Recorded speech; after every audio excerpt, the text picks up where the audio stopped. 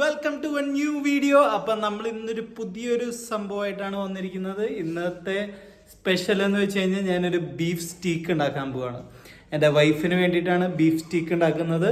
അതും ഞങ്ങൾ വിയറ്റ്നാമിൽ പോയപ്പോൾ കഴിച്ച അതേ സ്റ്റീക്കിൻ്റെ ടേസ്റ്റ് കിട്ടുമോ എന്നാണ് നമ്മൾ ഇവിടെ ഇന്ന് നോക്കുന്നത്.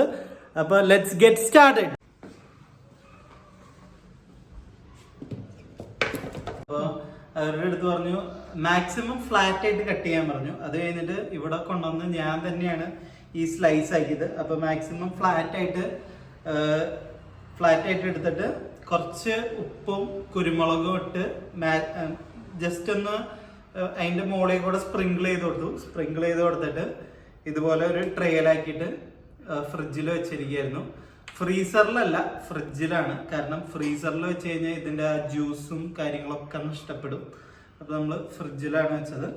അപ്പോൾ ഇപ്പോൾ ഒരു ഏകദേശം ഒരു 6 മണിക്കൂറായി കഴിഞ്ഞിട്ടുണ്ടാവും ഇത് വെച്ചിട്ട്. അപ്പോൾ നമ്മൾ ഇപ്പോൾ ഇത് ഉണ്ടാക്കാൻ പോവാണ്. പിന്നെ ഇതാ എന്താണെന്നല്ല, ഇത് ബീഫിൻ്റെ നെയ്യാണ്. അപ്പോൾ ആ നെയ്യും ഞാനൊരു ചെറിയ പീസ് വെച്ചിട്ടുണ്ട്.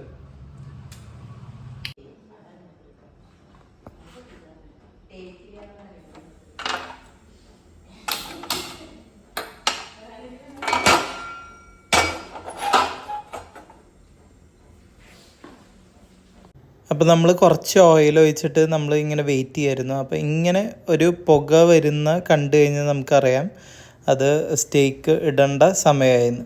അപ്പോൾ നമ്മൾ സ്റ്റേക്കുമേലുള്ള ഓവറായിട്ടുള്ള വെള്ളവും കാര്യങ്ങളൊക്കെ ഒരു ടിഷ്യൂ പേപ്പർ വെച്ച് കളയുകയാണ്. പിന്നെ നമ്മൾ ഉപയോഗിക്കുന്നത് ഇരുമ്പ് ചട്ടിയാണ്. ഈ ഇരുമ്പ് ചട്ടി ഉപയോഗിക്കാനൊരു പ്രത്യേക കാരണമുണ്ട്. കാരണം എന്താണെന്ന് വെച്ച് കഴിഞ്ഞിട്ടുണ്ടെങ്കിൽ ഇരുമ്പുമ്മ മാത്രം നമുക്ക് എല്ലാ വശത്തും ഒരേ ടെമ്പറേച്ചർ ആയിരിക്കും. അത് ഭയങ്കരമായിട്ട് ഇമ്പോർട്ടൻ്റ് ആയിട്ടുള്ള കാര്യമാണ്. അപ്പോൾ സ്റ്റേക്കിൻ്റെ എല്ലാ സൈഡും കുക്കാവണമെങ്കിൽ ഈ ഇരുമ്പ് ചട്ടിയാണ് നമ്മൾ ഉപയോഗിക്കേണ്ടത്.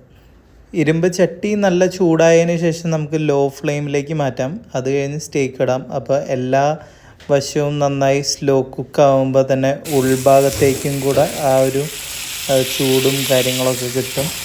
മറ്റേത് ഫാസ്റ്റായിട്ട് ഇതാവുമ്പോൾ പുറത്ത് നല്ല മൊരിഞ്ഞിരിക്കും, ഉള്ളിൽ ഭയങ്കര ജ്യൂസിയാവും. അപ്പോൾ നിങ്ങൾക്ക് ഏതാണ് ഇഷ്ടം എന്ന് വിചാരിച്ചു കഴിഞ്ഞാൽ അതുപോലെ നമുക്ക് ചെയ്യാവുന്നതാണ്. ഒരു അത്യാവശ്യം കുക്കായതിന് ശേഷം ഞാൻ നമ്മളുടെ ആ ബീഫിൻ്റെ നെയ്യ് ഇട്ട് കൊടുക്കുകയാണ്. അപ്പോൾ ഈ ബീഫിൻ്റെ നെയ്യ് കഴിക്കാൻ വേണ്ടിയിട്ടല്ല, എന്നാലും ആ കുറച്ച് ജ്യൂസസും ആ ഫാറ്റും കാര്യങ്ങളൊക്കെ അതിലേക്ക് വരാൻ വേണ്ടിയിട്ടാണ്. പിന്നെ അതിൻ്റെ കൂടെ ഗാർലിക് ഇട്ട് കൊടുക്കുകയാണ്. ഗാർലിക്കും നല്ലൊരു ഫ്ലേവർ ആഡ് ചെയ്യും.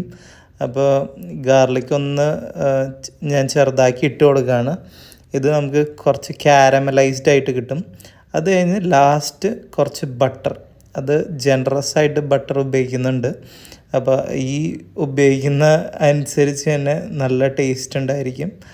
അപ്പോൾ ആ ബട്ടറൊക്കെ നന്നായി മെൽറ്റായി കഴിയുമ്പോൾ നമ്മൾ ആ ഗാർലിക്കും കാര്യങ്ങളൊക്കെ ഒരു സ്പൂൺ വെച്ച് കോരി ഇതിൻ്റെ മുകളിലോട്ട് ഒഴിക്കണം. അപ്പോൾ അതിൻ്റെ ചാറും കാര്യങ്ങളൊക്കെ അതിലോട്ട് ഇറങ്ങും. ആ ഒരു ഫ്ലേവറിങ്ങും കാര്യങ്ങളൊക്കെ കിട്ടും.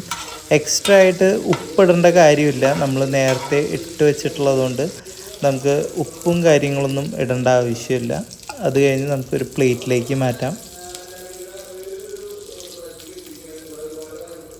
നമ്മൾ പ്ലേറ്റിലേക്ക് മാറ്റിയതിന് ശേഷം ആ ബട്ടറും ഗാർലിക്കും ഒക്കെ കൂടെ അതിൻ്റെ മുകളിലിട്ട് ഒന്ന് ഗാർണിഷ് ചെയ്തു. അത് കഴിഞ്ഞ് ഫസ്റ്റ് ഞാൻ ഒരു പീസ് തിന്ന് നോക്കി. അത് കഴിഞ്ഞ് രണ്ടാമത് വൈഫ് തിന്നതിന് ശേഷം അവൾ വീഡിയോ ഒന്നും പിടിച്ചില്ല, നേരെ മൊത്തം തിന്ന് കഴിച്ചു.